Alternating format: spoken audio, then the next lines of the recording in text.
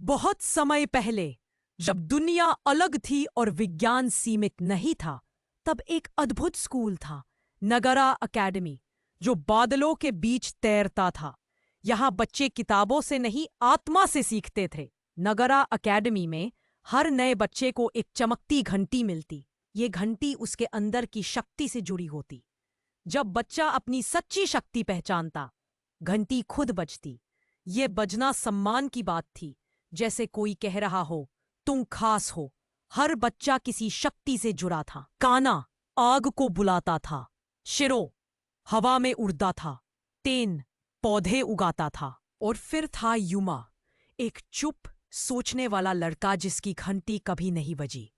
वह रोज घंटी देखता और सोचता, शायद आज, लेकिन घंटी हमेशा चुप रहती। समय बीतता गया, बाकियों की शक्तियां जागी। युमा का मजाक बनने लगा, तुम्हारे अंदर कुछ है ही नहीं। शिक्षक समझाते, हर शक्ति का समय होता है। लेकिन युमा थकने लगा। उसने ध्यान लगाया, मंत्र सीखे, दूसरों की नकल की, फिर भी घंटी शांत। अकेले बैठा वह घंटी को देखता, खुद पर शक करता। एक शाम में दरारें दिखी, जैसे समय डूब रहा हो। वहीं से आया घड़ी राक्षस, लोहे जैसा, जिसकी आंखें घड़ी की सुइयों की तरह घूमती। बच्चों की घंटियां छीनता और उन्हें पत्थर में बदल देता। अकेडमी में हाहाकार मच गया। यूमा स्तब्ध खड़ा था। राक्षस ने उसकी ओर देखा और सब कालेपन में डूब गया। यूमा की आंख खुली, सब पहले जैसा।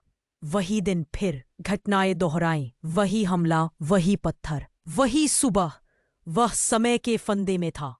हर बार वह कोशिश करता, किसी को बचाता, लड़ता, पर असफल रहता। धीरे धीरे वह टूटने लगा। शायद ये मेरी ही गलती है। एक रात यूमा ने घंटी को देखकर कहा, अगर मेरे पास शक्ति नहीं है, फिर भी मैं सबको बचाना चाहता हूं। घंटी ने धीमी मगर गूंजती ध्वनि दी। अब यूमा ने दूसरों को असल में देखना शुरू किया।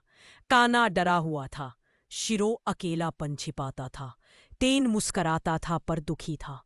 उसे समझ आया, उसकी शक्ति है दूसरों की भावनाएं समझना। फिर यूमा ने राक्षस का सामना किया, लेकिन बिना लड़े। उसने कहा, क्या तुम भी कभी बच्चा थे? क्या तुम्हारी घंटी भी नहीं बजी थी? राक्षस की आंखें कांपने लगीं। वह भी एक छोटा गया बच्चा था। यूमा ने उसका हाथ पकड़ा। घड़ी रुक गई, लोहे की परतें टूटी। वह फिर से बच्चा बन गया, आंखों में आंसू लिए। समय चलने लगा, बच्चे वापस लौटे, घंटियां फिर बजी।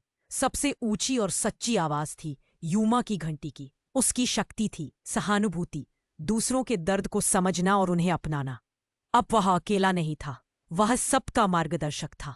अब नगारा अकेडमी में एक नई बात सिखाई जाती है। हर घंटी आवाज नहीं करती, कुछ दिल में बजती है, और वही होती है सबसे सच्ची घंटी।